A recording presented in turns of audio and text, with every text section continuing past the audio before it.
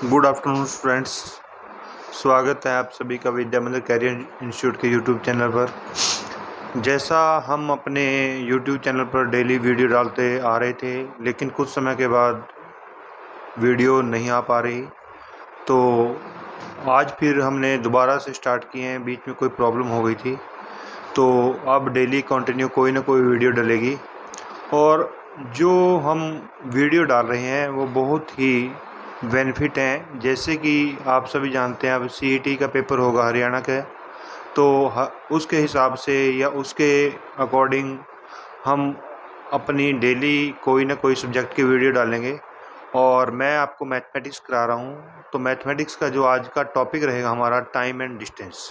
तो time and distance के बारे में बच्चों को आज बताएंगे कैसे आपने टाइम एंड डिस्टेंस के क्वेश्चनों को कम से कम समय में सॉर्ट आउट करना है। तो बच्चों चलते हैं टाइम एंड डिस्टेंस। जो टाइम एंड डिस्टेंस, तो बच्चों आपको पता होना चाहिए भी समय और दूरी। तो आपको पता होना चाहिए भी समय और दूरी के जो क्वेश्चन आते हैं वो कैसे आते हैं और किस तरह से उनको सॉल्व किया जाता है। तो समय और दूरी में कुछ क्वेश्चंस बहुत ही अच्छे आते हैं। तो समय क्या होता है, अब दूरी और चाल। तो बच्चों समय टाइम इंग्लिश में, डिस्टेंस एंड स्पीड। तो अब आप शुरू से पढ़ते आ रहे हैं भी स्पीड, टाइम एंड डिस्टेंस। अब मैंने बोल दिया किसी बच्चे को भी आपको घर से स्कूल जाते हो, तो घर से स्कूल जाते हो तो आपका घर, आप स्कूल में 2 घंटे में पहुँचे और आपकी स्पीड है 10 किलोमीटर प्रति घंटा। तो आप के घर से स्कूल की दूरी कितनी है? अब यहाँ पे आपका टाइम कितना हो गया, 2 आवर्स। और स्पीड कितनी होगी बच्चों आपकी, बच्चे की 10 kilometre per hour.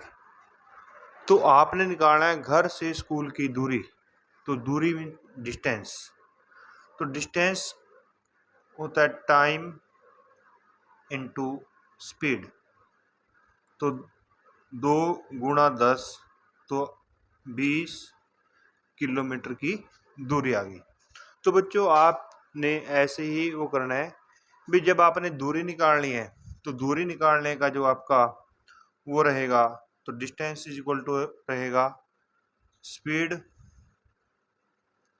Into time, चाल इनटू समय बराबर है दूरी की। अब बच्चों आपने सपोज करो आपको दूरी दी हुई है, चाल दी हुई है, समय निकालना है। तो क्या निकालना है, समय। तो समय बराबर हो जाएगा दूरी बटे चाल। समय बराबर हो जाएगा दूरी बटे चाल, D/S। और अगर आपको चाल निकालनी है यानी कि स्पीड, तो दूरी बटे समय। तो ये हमारी बेसिक चीजें हैं जो इस टॉपिक में हमें काम आएंगी। तो और जैसे जैसे हम टॉपिक को आगे बढ़ाते जाते हैं तो उसमें कुछ और चीजें हमें सीखनी है, जिससे हमारा बिल्कुल बेसिक फंडा वो क्लैरिफाई हो जाए। अब कई बार बच्चे देखते हैं भी कोई ट्रेन है, वो 45 किलोमीटर प्रति घंटे की रफ्तार से जा रही है और 100 मीटर की दूरी को तय करने में कितना समय लेगी। एक मैं छोटा सा क्वेश्चन दे रहा हूँ भी, एक रेलगाड़ी, बिल्कुल बेसिक सा समझाने की कोशिश करूँगा, 45 किलोमीटर प्रति घंटे की रफ्तार से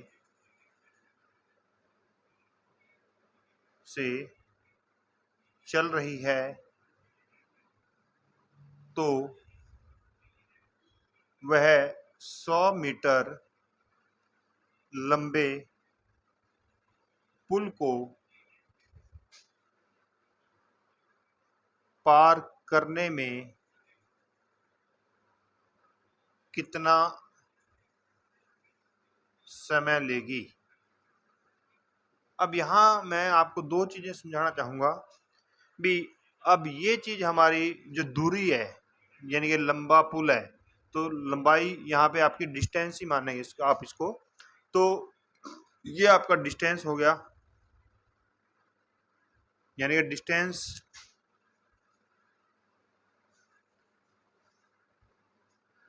सौ मीटर और स्पीड 45 किलोमीटर पर आवर। तो आपने निकालना कितने समय, आपने निकालना है टाइम। तो time is equal to the d/s। लेकिन बच्चों को यहाँ एक प्रॉब्लम आ जाती है भी, जो आपका डिस्टेंस है वो तो मीटर में है और जो आपकी स्पीड है वो है किलोमीटर प्रति घंटा में। तो आपने क्या करना है बच्चों, आपने किलोमीटर को मीटर पर सेकंड में चेंज करना है। जो मेन ये क्वेश्चन मेरा आपको कराने का भी, किलोमीटर को मीटर पर सेकंड में चेंज करना है।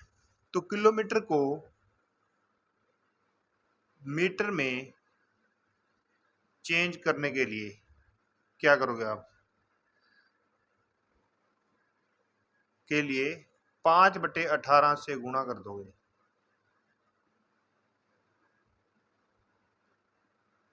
अब आप, कई बच्चों को ये नहीं पता भी ये 5/18 कहाँ से आया, ये 5/18 कहाँ से आया। अब आपको पता है 1 किलोमीटर में कितने मीटर होते हैं, 1 किलोमीटर में 1000 मीटर होते हैं, यानी कि 1 किलोमीटर इज इक्वल टू है 1000 मीटर और 1 आवर्स इज इक्वल टू है 3600 सेकेंड।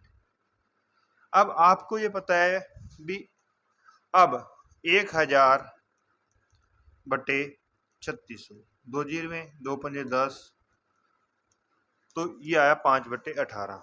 अब 45 गुणा 5/18, तो बच्चों 9 दूनी 18, 9 पंजे 45, तो उसकी चाल होगी 25/2 मीटर पर सेकेंड। अब क्वेश्चन में आते हैं हम, तो इसकी चाल किसमें चेंज कर लिया आपने, 45 किलोमीटर को इसमें चेंज कर लिया आपने मीटर पर सेकेंड में, तो चाल होगी आपकी 25/2 मीटर पर सेकेंड। अब टाइम निकालना है, तो टाइम इज इक्वल टू आ जाएगा 100/25, तो 2 ऊपर चला जाएगा, तो 25 चौके 100, 4 दूनी 8, तो ये आ गया 8 सेकेंड में वो उस दूरी को पार करने में समय लेगी। किसको भी, 8 सेकेंड में उस दूरी को पार करने में वो समय लेगी।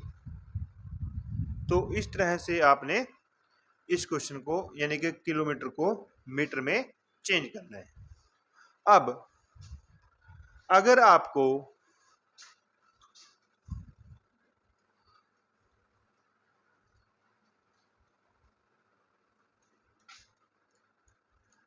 तो ये तो आपको किलोमीटर में से मीटर में चेंज करना। अगर मैं बोल देता हूं भी कोई ट्रेन, एक रेलगाड़ी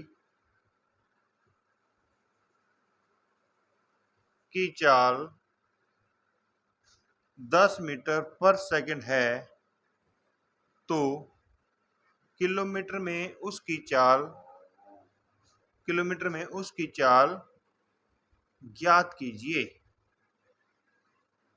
किलोमीटर में उसकी चाल ज्ञात कीजिए। अब आपको जब मीटर पर सेकंड को किलोमीटर पर आवर में चेंज करना है, तो कैसे करोगे, मीटर को किलोमीटर पर आवर में चेंज करने के लिए मीटर को 18/5 से गुणा कर दोगे, गुणा करना है। अब मीटर कितना है, 10 मीटर पर सेकंड, 10 मीटर पर सेकंड इंटू 18/5, तो चाल आ गई बच्चों उसकी 36 किलोमीटर प्रति घंटा, 36 किलोमीटर प्रति घंटा। तो इस तरह से आप मीटर को किलोमीटर में चेंज कर सकते हैं।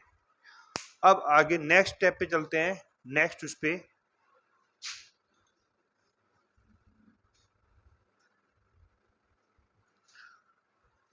पे मैं बाहर आपको एक एक चीज बताऊंगा, फिर ही टॉपिक स्टार्ट करेंगे। बिल्कुल बेसिक चीजें मैं आपको क्लैरिफाई कर रहा हूं, जिससे आपके बेसिक चीजें आसानी से आपके समझ में आ जाएं। अब अगर कोई भी ट्रेन किसी दूसरी ट्रेन को क्रॉस करती है या अक्रॉस करती है, अब क्रॉस और अक्रॉस, अब क्रॉस तो बच्चे होता है भी, जैसे ये ट्रेन है, इस ट्रेन की स्पीड है 80 किलोमीटर प्रति घंटा, और एक ये ट्रेन है, इसकी स्पीड है 60 किलोमीटर प्रति घंटा। तो जब इसको क्रॉस करेगी, जब इसको ये पार करेगी, इसको बोलते हैं क्रॉस, यानी कोई पीछे से पास करता है। और अक्रॉस ये होता है जब दो ट्रेनें एक दूसरे की ओर आ रही हैं, जब दो ट्रेनें एक दूसरे की ओर आ रही हैं अपोजिट साइड में।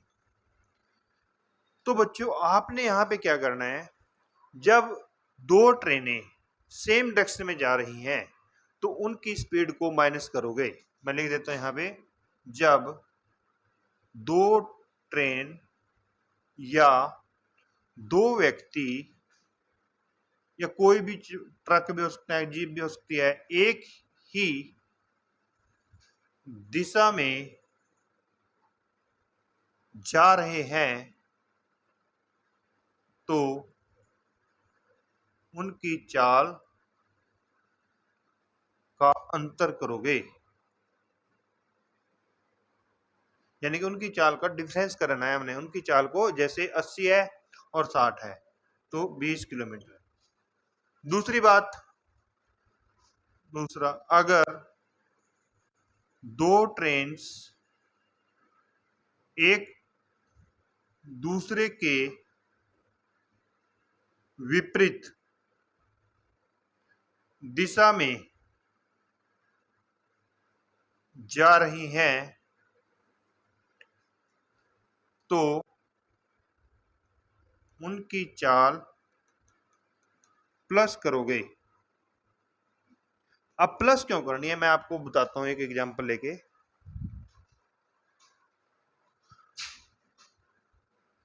अब जैसे आप किसी अपने फ्रेंड को बोल देते हो भी, आप नारायणगढ़ से चलो और मैं चंडीगढ़ से चलता हूं, कहीं पे मिल लेंगे।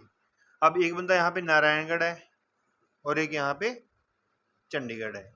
अब ये इस साइड से चल दिया और ये इस साइड से चल दिया, तो दोनों कहीं पे इस पॉइंट पे मिल गए। ये पॉइंट है कोई भी, अब इस पॉइंट पे मिल गए। तो इस पॉइंट पे मिलने पे क्या हुआ, तो जब अब इसकी स्पीड है 40 किलोमीटर प्रति घंटा, इसकी स्पीड है 50 किलोमीटर प्रति घंटा, तो वो पॉइंट पे इसमें मिले तो यहाँ पे उनको आने में समय कम लगा। तो कम लगा इट मीन्स दोनों की चाल को आप प्लस कर दोगे। जब वो अपोजिट डायरेक्शन में चलते हैं तो दोनों की चाल क्या करोगे, प्लस करोगे। अगर वो सेम डायरेक्शन में चलते हो तो दोनों की चाल का अंतर करोगे। नेक्स्ट चलते हैं, नेक्स्ट उस पे।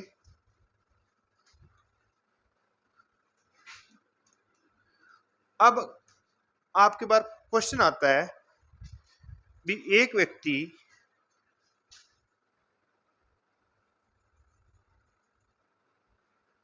दिल्ली से चंडीगढ़ 50 किलोमीटर की रफ्तार से जाता है की चाल से जाता है और वापिस 40 किलोमीटर की रफ्तार से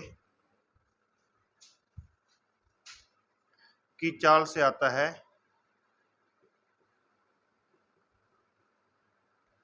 तो उसकी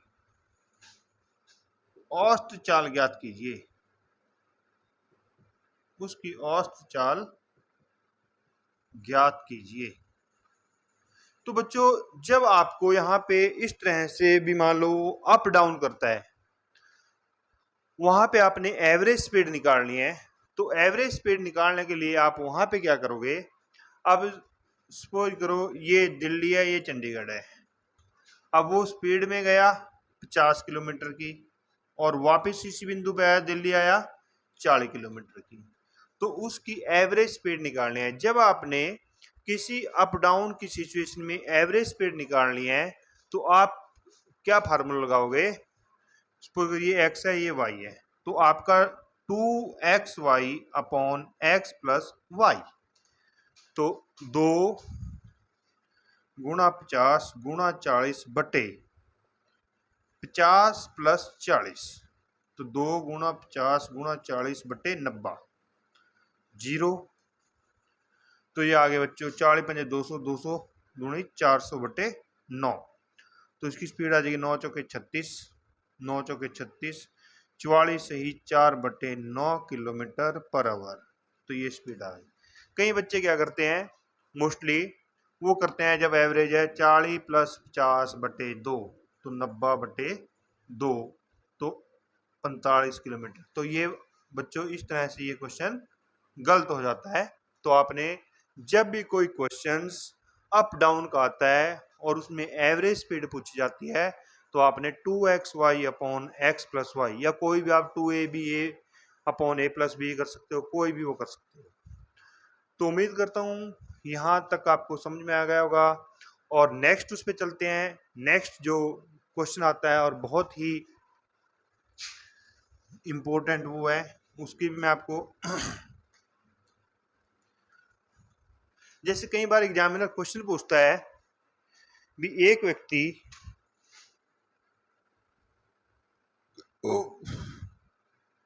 अपने घर से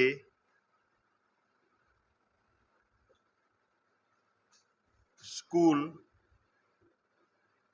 5 किलोमीटर प्रति घंटे की चाल से जाता है जिससे वह स्कूल 10 मिनट पहले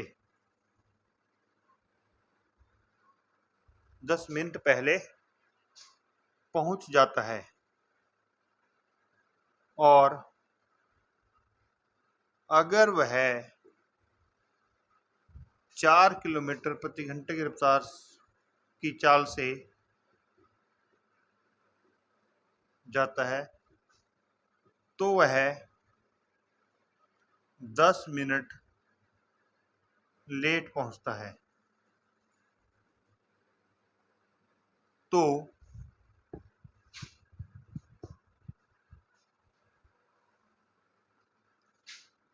घर से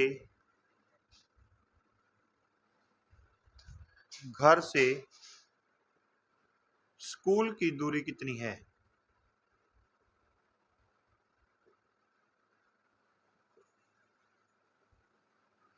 तो बच्चों आपने अगर ऐसा क्वेश्चन निकालना है और ऐसा क्वेश्चन आता है तो आपका क्वेश्चन बहुत ही इजी तरीके से मैं बताऊंगा। और ये क्वेश्चन 3 तरह से पूछा जा सकता है भी। यहाँ पे तो एक जो स्पीड है, एक टाइम है पॉजिटिव है और एक टाइम है नेगेटिव है, लेट पहुंचता है या देर से पहुंचता है। और कई बार दोनों टाइम पॉजिटिव भी हो सकते हैं और दोनों टाइम नेगेटिव भी हो सकते हैं। पहले लेते हैं हम पॉजिटिव सिचुएशन। अब इसका ट्रिक क्या लगानी है आपने, यह फार्मूला क्या है, चालों का गुणनफल